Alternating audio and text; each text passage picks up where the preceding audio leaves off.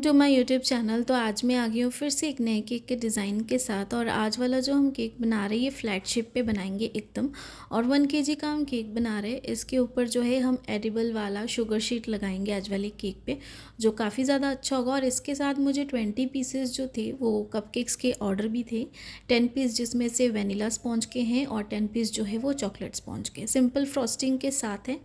बाकी यहाँ पे जो हमारे पास रेक्टेंगल शेप का फ्लैट वाला केक टिन है उसमें मैं इसे अच्छे से बेक किया। और केक से रिलेटेड जो भी मेजरमेंट है वो मैं आपको डिस्क्रिप्शन में दे दूँगी, आप वहाँ से जाके इसे चेकआउट कर सकते हो।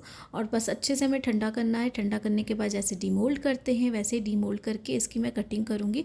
और आज वाले केक की कटिंग मैं सिर्फ 2 लेयर्स में करूँगी, क्योंकि मुझे बहुत ज़्यादा पतली लेयर नहीं करनी है, बहुत ज़्यादा हाइटेड में नहीं रखना है केक को एकदम फ्लैट शेप में रखना है, ताकि केक हमारा बड़ा दिखे और फ्लैट शेप में दिखे। और क्योंकि केक पे जो डिज़ाइन है, जो हमें इसके ऊपर शुगर शीट लगानी है, उसका डिज़ाइन कुछ इस तरीके का है कि इसे हम जो है एकदम रेक्टेंगल शेप में ही हमें बनाना था केक को, और केक को थोड़ा बड़ी लुक देनी थी हमें। तो इसलिए इसकी सिर्फ 2 स्लाइसेस ही मैं कट करूँगी। और सेंटर पे जो इसकी फिलिंग हम अच्छे से करेंगे। और सेंटर में फिलिंग करने के लिए मैंने अच्छी सी क्रीम बना ली थी, जो हमने बनाई है चॉकलेट मूस क्रीम। क्रीम को अच्छे से मैंने विप्ड किया है, उसमें मैंने अच्छे से डार्क चॉकलेट को मेल्ट करके डाला है। और थोड़े से चॉकलेट्स के मैंने चंक्स डाले हैं उसमें, और उसे थोड़ी देर फ्रिज में ठंडा होने के लिए रख दिया था, ताकि अच्छे से ठंडा हो। और उसके बाद उसकी हम फ्रॉस्टिंग करेंगे। और इस केक को जो है मैं सुबह बना रही थी, और शाम को बाकी सारा काम करूँगी जब केक को हमें देना है। और आज वाले केक में भी आपको दिखाऊँ कि इस केक पे जो है मैंने कोई भी जेल कलर, यानी कि जो हमारे पास ग्लेज जेल है, मैंने वो नहीं लगाया है। केक को एकदम ऐसे ही मैंने सारी चीज़ों के साथ आइसिंग की। और केक हमारा अच्छे से स्टेबल रहेगा, फ्रिज में रहेगा, कोई प्रॉब्लम नहीं होगी, कुछ भी मेल्ट नहीं होगा। तो आगे पूरा प्रोसेस हम देखते हैं। केक बोर्ड यहाँ पे मैंने ले लिया, ये 12 इंच का हमारे पास केक बोर्ड है। अगर 12 इंच का हमने केक बोर्ड यूज़ किया है तो हम बॉक्स भी जो है वो 12 इंच का ही यूज़ करेंगे। थोड़ा सा बड़ा भी आप ले सकते हो, बट जितना बोर्ड का साइज़ है आप उतना ही आपको बोर्ड हमेशा, केक बॉक्स भी हमेशा लेना है। तो पहली स्लाइस हमने यहाँ पे रख दी। अच्छे से हम यहाँ पे करेंगे इसकी फिलिंग। और फिलिंग जो है जिस तरीके से हम करते बस पैलेट नाइफ़ के साथ, वैसे अच्छे से क्रीम को स्प्रेड करेंगे। कोई भी शुगर सिरप इसमें मैंने नहीं लगाई है, अगर आप चाहो तो आप लगा सकते हो शुगर सिरप। मेरा केक ऑलरेडी बहुत ज़्यादा सॉफ्ट एंड मॉइस्ट है, इसलिए इसमें मैंने कोई भी शुगर सिरप का ऐड नहीं किया है। आप चाहो तो आप इसमें शुगर सिरप का ऐड कर सकते हो।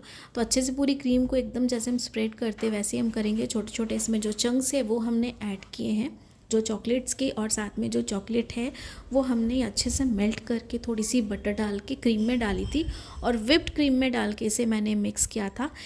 पूरी जो क्रीम है उसमें डालने के बाद हमने क्रीम को विप नहीं किया था, विप्ड क्रीम में हमें इसे डाला था। तो इस तरीके से पूरी अच्छे से हमने लेयरिंग कर ली। आप चाहो तो इसके ऊपर चोको चिप्स भी डाल सकते हो, बट मैंने नहीं डाले, क्योंकि ऑलरेडी जो हमने ये फिलिंग बनाई है ना, इसमें छोटे छोटे चॉकलेट के पीसेज हैं जो मैंने ग्रेट करके डाले, तो इसलिए मैं चोको चिप्स नहीं डालूँगी। तो दूसरी स्लाइस भी एकदम अच्छे से हमने लगा दी। और पूरे केक को अच्छे से वाइट क्रीम के साथ जैसे हम कवर करते हैं वैसे ही हम कवर करेंगे।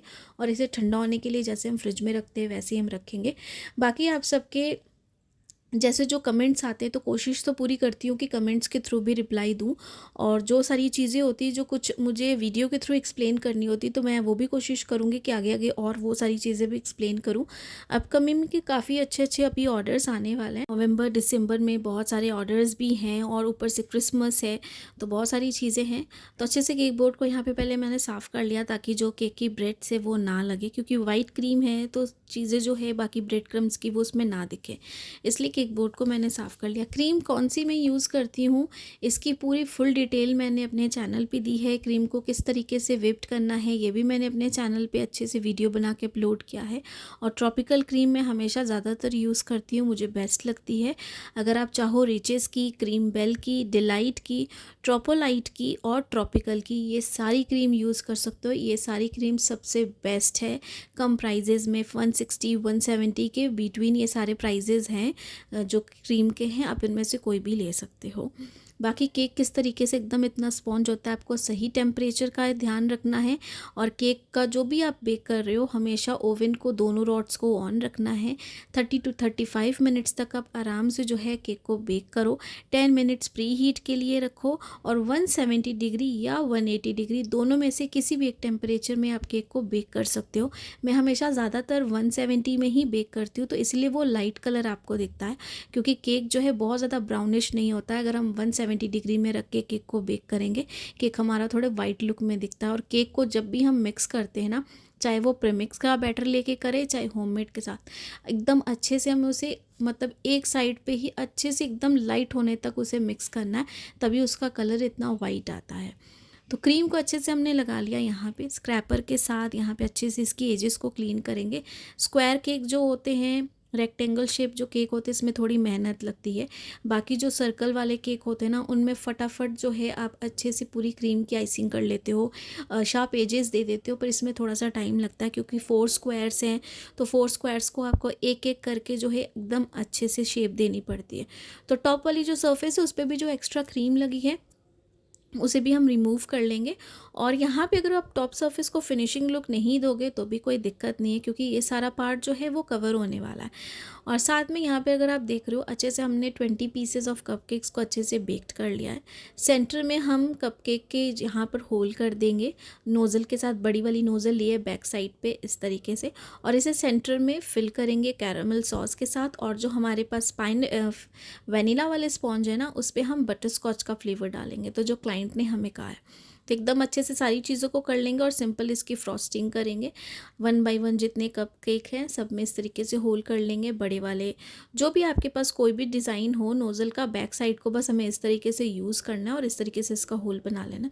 अगर आप कप केक में भी अगर आपने देखा, काफ़ी अच्छे से कप केक हमारा एकदम सॉफ्ट और अच्छे से एकदम राइज हुआ है, और केक्स जो है एकदम टॉप तक इक्वली एकदम बेक्ड हुए हैं, कुछ भी ओवर बेक्ड नहीं है अगर आप देख रहे हो तो ये सारी चीज़ें। साथ में ये शुगर शीट है मेरे पास इस तरीके से, ये देखिए, ये टोक्यो रिवेंजर्स के थे इस तरीके से। तो ये काफ़ी बड़ा था, तो मैंने उनको कह दिया था कि जितना होगा मैं उतना करूँगी, बाकी हाफ ऑफ द पार्ट जो है वो मैं कट कर दूँगी। तो उन्होंने कहा था कोई दिक्कत नहीं, आप अपने हिसाब से कर लेना। साइड यहाँ पे मैंने कट कर लिया। इसे बहुत आराम से आपको करना पड़ेगा, और इसे मैंने थोड़ी देर फ्रिज में रख दिया था। फ्रिज में रखने के बाद अब जो प्रोसेस है ये मैं कर रही थी, और बैक साइड को ना इस तरीके से मैंने फ्लिप किया। नीचे एक पेपर रखा और उसके ऊपर इस तरीके से फ्लिप करके बैक साइड पे जो पेपर लगा होता है ना, ट्रांसपेरेंट सा OHP शीट टाइप का, वो मैंने रिमूव करना है। थोड़ी सी नाइफ़ के साथ हम क्या करेंगे, इसके कॉर्नर्स को इस तरीके से थोड़ा सा उठा लेंगे, ताकि हमें ईजी रहे। और एकदम आराम से आपको करना है, इसमें थोड़ा सा टाइम लगता है। और जब आपको लगे ना कि शुगर शीट थोड़ी सी चिपकने लगी है, तो आप उसको इमीडिएटली फ्रिज में रख दो। इमीडिएटली फ्रिज में रखो, 10 से 15 मिनट रखने के बाद उसे निकालो, एकदम अच्छे से आपकी शुगर शीट जो है ईजिली निकल जाएगी। तो यहाँ पे मुझे थोड़ा सा टाइम लग रहा है, और साथ में कैमरा भी होने से मैं थोड़ा सा और अच्छे से मतलब निकाल के उसके बाद थोड़ी देर फ्रिज में रखूँगी। उसके बाद जो है इसे मैं अच्छे से उसके ऊपर लगाऊंगी केक। तो साइड पे मैंने निकाल के रखा हुआ है। केक हमारा अच्छे से आइसिंग हो गया है, तब तक इसे मैंने फ्रिज में रखा था। लास्ट में केक बोर्ड फिर से एक बार हम अच्छे से साफ़ करेंगे। तो ये देखिए, आराम से इसे मैंने उठाया और एक बार मैंने चेक कर लिया। फिर यहाँ पे मैं इस तरीके से इसे रख रही हूँ इस साइड पे, और यहाँ पे थोड़ा जो भी एक्स्ट्रा पार्ट है उसे हम कट कर देंगे सीज़र के साथ। तो अच्छे से पहले ऊपर मैंने लगा दिया इस तरीके से। तो ये पार्ट देखो, अगर आप ये पार्ट जो है ना एकदम अच्छे से हम कट कर देंगे यहाँ पे सीज़र के साथ। ये पार्ट को हमें हटा देना है, क्योंकि केक जो है हमारा बड़ा, अगर आप देख रहे हो, इसीलिए क्लाइंट को ये रेक्टेंगल शेप में चाहिए था और साथ में थोड़ा सा फ्लैट शेप चाहिए था, तभी मैंने ये बनाया था, क्योंकि डिज़ाइन कुछ इस तरीके का था। और यहाँ पे जो ये साइड वाला आप देख रहे हो ना, दूसरे साइड पे, इसे हम कवर कर देंगे। थोड़ा सा इसे मैं कट करूँगी, बाकी जो रेस्ट पार्ट है वो हम रहने देंगे, और उसको हम वैसे भी जब बॉर्डर्स बनाएंगे ना तो उस पार्ट को कवर कर देंगे।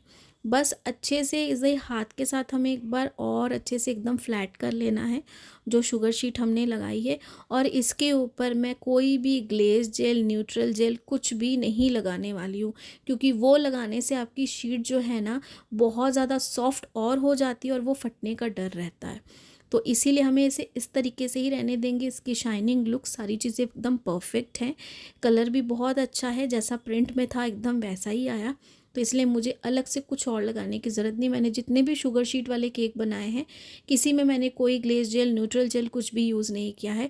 जो है इस तरीके से मैंने बॉर्डर्स के साथ डिज़ाइन बनाया और लुक बहुत ज़्यादा अच्छी आई, और उसे फ्रिज में भी मैंने ऐसे ही रखा है। बस इसकी पूरी आइसिंग करने के बाद ना इसे मैं और आधे 1 घंटे के लिए फ्रिज में रख दूँगी। उसके बाद जब क्लाइंट आएंगे तो उसे मैं दे दूँगी।